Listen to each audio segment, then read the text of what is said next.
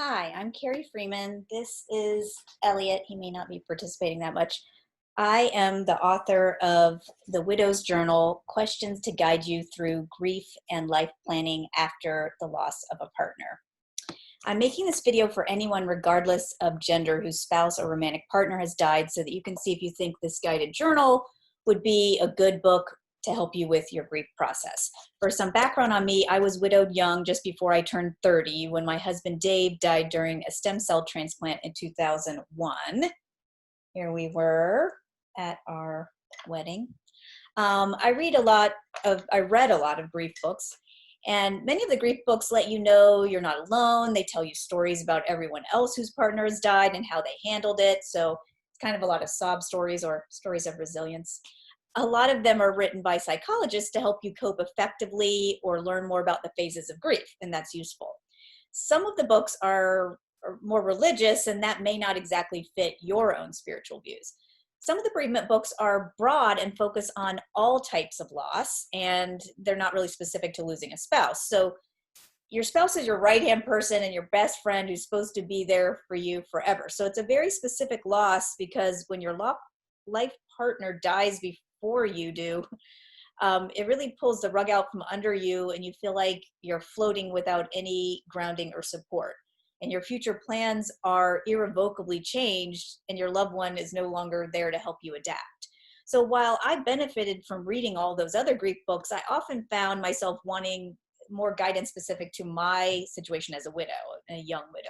So in addition to going to grief therapy sessions, I would write in a blank journal I had and ask myself provocative questions to help me discover better ways to cope with my sadness and identify what I wanted from this new phase in my life where I was suddenly on my own. I didn't ask to be, but suddenly single and having to make new life plans. So more than a decade after my husband died, when I was well past the worst of my own grief, I ended up writing this guided journal initially to help my aunt when my uncle had passed, but then I kind of professionalized it and turned it into a book for all widows or widowers, working with an editor and graphic designers and picking out the artwork so it would look really cool and feel comforting to write in, as any good journal should.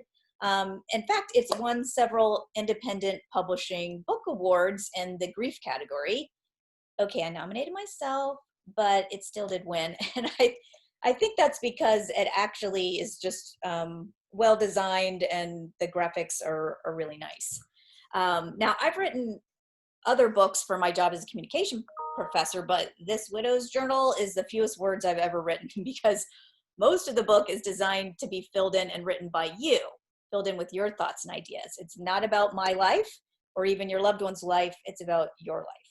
And I just provided the framework of about 100 questions in which you can have that private conversation with yourself. And if you don't want to think about it as writing, if you don't think of yourself as a writer, just think of it as talking to yourself or putting your thoughts down on paper to help you come to some useful conclusions. No one else has to read it, so you can be candid and honest. You're just working through things to learn more about what you need and what you want. So I wanted to show you some more inside the book, so I'm going to share my screen, and I have already forwarded it to the first section of 4 different sections that go in order of kind of the timing from after your loved one first dies all the way up through after the first year. But honestly, you could answer the questions in any order you want. But for the first section, I focus on core questions that are basic yet big, as you and your family and friends are orienting yourself to the shock of your loved one's passing. I ask social-oriented questions about how you will respond to others, how you want them to respond to you, and how you'll ask for the help you will naturally need from your support network. There are philosophical questions about beliefs on death, the way the world should work, and what your loved one would want for you or would feel if situations were reversed. There are also therapeutic questions prompting you to plan for commemorating your loved one and saying anything else that was left unsaid. Going to forward to the next section. And so this would be in kind of early to middle stages of grief.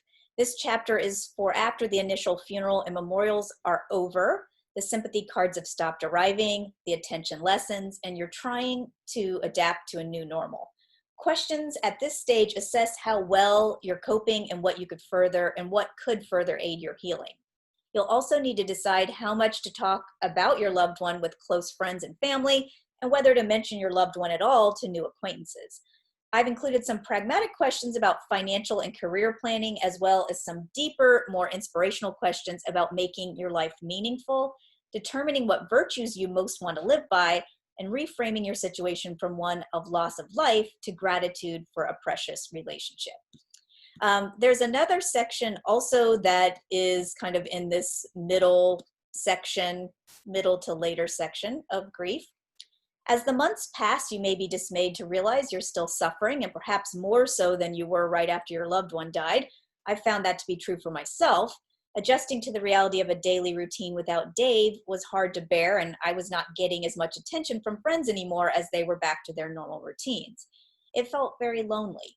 So a few questions in this chapter do acknowledge the deep pain, how to deal with it, how you want to handle birthdays and anniversaries, and what happiness means to you. But a lot of the questions in this chapter are about planning for your new life, including writing a mission statement, doing charitable work, and considering dating again. I also include some provocative questions that ask you to consider any advantages in your new situation, what you have to be grateful for, and what you might do differently in hindsight.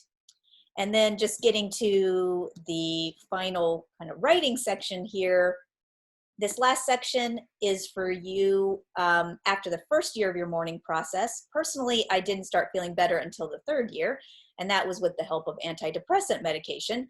Although you may not need medication at all, or maybe you choose to start sooner than I did, depending on what your therapist thinks. How long your more acute stages of grief last depends a lot on a lot of different factors, such as the suddenness and circumstances of death, how long you and your loved one had been together, whether you had kids, whether you have found a new partner or not.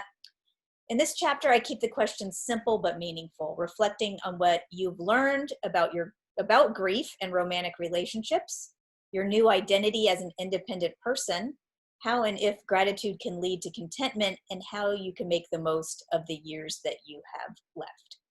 And there are some other sections at the end of the book which actually I ask you to go back through and find all your best insights from rereading things where you learn something really important about yourself or your values or what makes you happy, what you want, and then to write those down. And then you can take those insights and turn them into affirmations. So there's a section there for you to write and craft positive affirmations that can be the productive thoughts that you want to carry you through each day. And you can put them all around your house, or keep opening up this section of the book every time and reading those affirmations that are personal to you. And then there's a section actually at the very end where it's more of a photo book, and you can just paste photos in there, and I have sections for things that are inspirational or beautiful or humorous. So I hope it helped you to kind of see a little bit more about what's in the book. And you can help decide whether this would be worthwhile for you or helpful to a friend. Regarding timing, you could send this to your friend right around the memorial service, along with your sympathy card, or anywhere up through the first 6 months. You'll notice I made it gender neutral by saying your loved one instead of saying him or husband or wife, or making any assumptions about your marital status. So it's also okay if you were boyfriend or girlfriend or not married.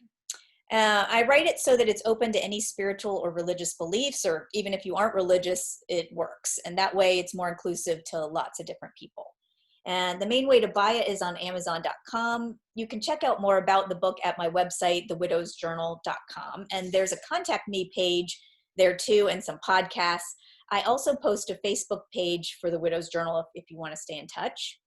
And I want to thank you for watching this, and I'm glad to see that you're trying to take care of yourself, or you're trying to take care of your friends if you're watching this for someone else. And that's actually the main message of the book, is to make sure you take care of yourself and others. So I wish you the best during your recovery process, and take care.